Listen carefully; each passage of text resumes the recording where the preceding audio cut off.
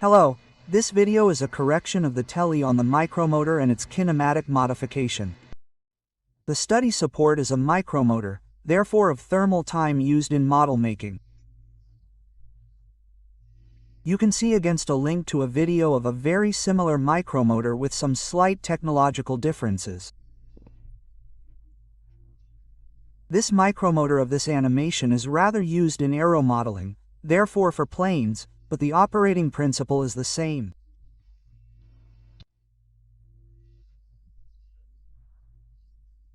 We can see first of all here both the cutaway, therefore here of the 3D model, therefore of the CAD model of the micromotor, where we have used colors to represent in fact the different classes of kinematic equivalents.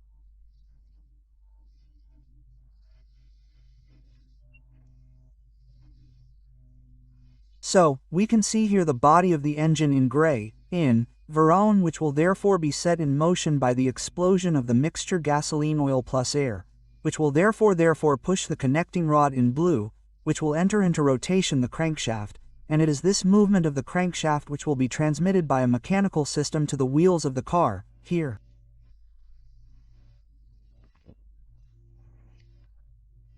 Here, we see a view of the overall drawing in section, so in a plane of symmetry. So we can see here. And so, we find the crankshaft in this shade there with the connecting rod at this location. So, first, we will try to identify the different classes of kinematic equivalents, that is to say, all the parts that are fixed relative to each other. First, we can represent here the parts linked to the crankshaft. So here, the crankshaft in red with a screw, the inspection that is screwed into the crankshaft and therefore fixed relative to it. This will be our first class of kinematic equivalents. Then, the connecting rod in blue, which will form a class of kinematic equivalents on its own. Then, the piston, which will be linked to a shaft. And we can notice this because we can see that here at the diameter of the shaft, we have made a note to say that it was mounted tightly in the piston. So, the two parts have no movement relative to each other. And the rest of the parts will represent what we will call the frame. Now that we have identified the different classes of kinematic equivalent, we will look at the different connections that we will modify between these classes of kinematic equivalent. So first of all, between 1 and 2, that is to say between the gray or white frame on the overall drawing here and the red crankshaft. If we look at this animation, we see that the crankshaft can rotate around the axis of the contact cylinder between gray and red, and a priori can only have this degree of freedom there. So we have a degree of freedom in rotation along the x-axis. The contacts are represented here, so on the drawing, by the two edges in contact between the crankshaft and the ring, which in fact represents the cylinder of the crankshaft, and the edge which is perpendicular to the other two here, which represents the plane orthogonal to this cylinder, which comes to rest on the ring, on the collar, of the ring.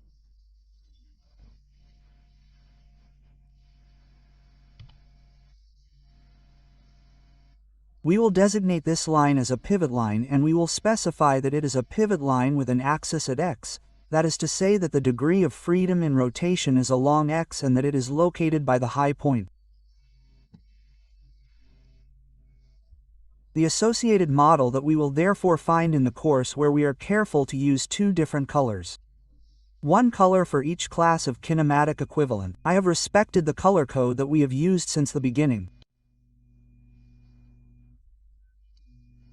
If we now look at the line between 1 and 5, that is, between the green piston and the gray frame, in this animation, we can see that the piston can move up and down, but that it can also rotate on the same axis.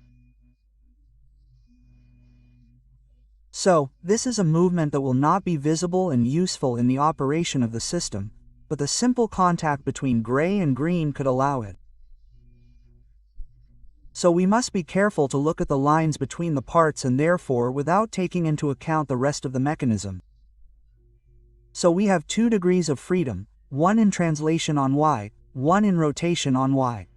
This is due to, or is allowed rather by, this cylindrical contact, represented here on the drawing by the two purple edges between the cylindrical surface of the piston and the cylindrical surface of the frame. And we will model this by a pivoting sliding pivot line, specifying along which axis it can translate and rotate. So here, we can keep the out point and, on the other hand, clearly specify the Y direction. We will use the symbols once again, respecting the colors. Then, if we take into account parts 2 and 6, that is to say the red crankshaft and the connecting rod and the crankshaft, 6, we will see that we can have a rotational movement of the connecting rod relative to the crankshaft around the axis of the screw. This allows us to define a rotation along X. It is linked. It is due to this cylinder contact here represented by the two horizontal stops, and the translation is blocked by the plane contact orthogonal to this cylinder. This allows us to modify once again a pivot line of axis here at X. So we locate with this new point A here and the direction X, and we represent once again in color by representing the code while keeping the color code that we have already used.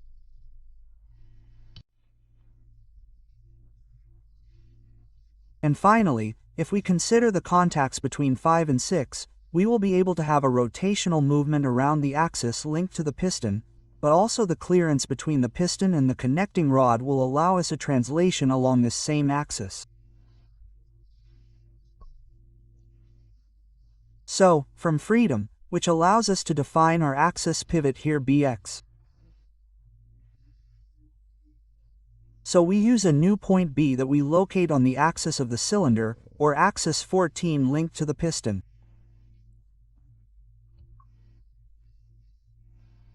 And we can once again represent the standardized symbol by once again respecting the colors used from the start.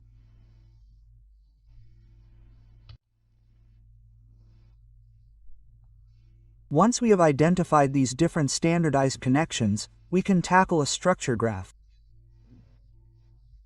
So, starting with a contact graph, we take the 4 classes of kinematic equivalents, we look at what the contacts are, and then we specify the different connections, not forgetting to specify their characteristics, i.e. around which axis or along which axis.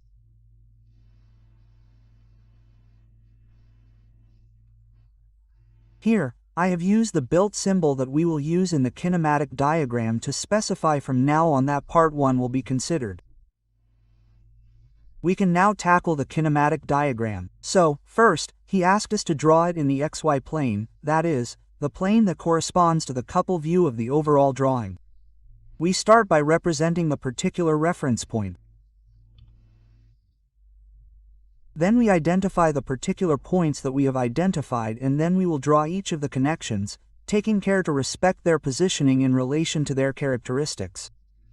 That is to say, this connection between gray and red must be on the x-axis, not necessarily at the high point but on the x-axis. Same for this one, which must be on the x-axis, therefore oriented along X, and which passes through A, so we could have drawn it a little to the right or to the left. Here I chose to draw it at point A. Same for this one. But this one, for example, which must be drawn on the y-axis, is not drawn at point H but rather on the y-axis. Once we have drawn these different connections, we just need to connect the colors together, and then we end up filling in what the frame is. And so here, we have a kinematic diagram in 2D. Then, we are asked to draw it in the YZ plane. So again, we represent the main axis. We position the points. Here, we are careful not to position this point A in a particular position. So point A will have a circular trajectory around the x-axis. So we position it here in any position, not on the y-axis or on the o-axis. And then, we represent the different connections which we position once again in the right place. That is to say, here on the x-axis, I have no choice, it has to be at the top. On the x-axis, I have no choice, it has to be at A. On the bx-axis, same thing, no choice, it has to be at B. And this one on the y-axis can be drawn anywhere on the y-axis. We connect the lines to each other. We fill in the symbols of the frame, and we have a 2D kinematic diagram.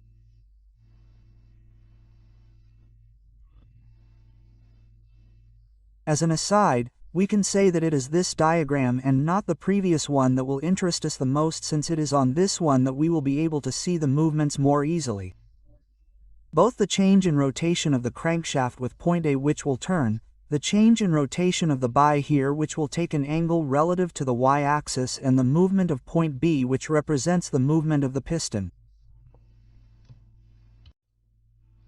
To go further, if we want to represent a kinematic diagram in space, we represent our three axes using the rules of an isometric perspective. We position the points as before, and we will draw here the two axes that are parallel to the x-axis. Why? Because at point A, we know that we have a pivot on the x-axis. At point B, we have a sliding pivot on the bx-axis. So I represent these axes here, parallel to my x direction, to help me draw the lines. I position the connections on these particular axes. I connect the different colors together. I add my built symbol, and so here I have finished my kinematic diagram in space. That's it for correcting the tutorial on the micromotor.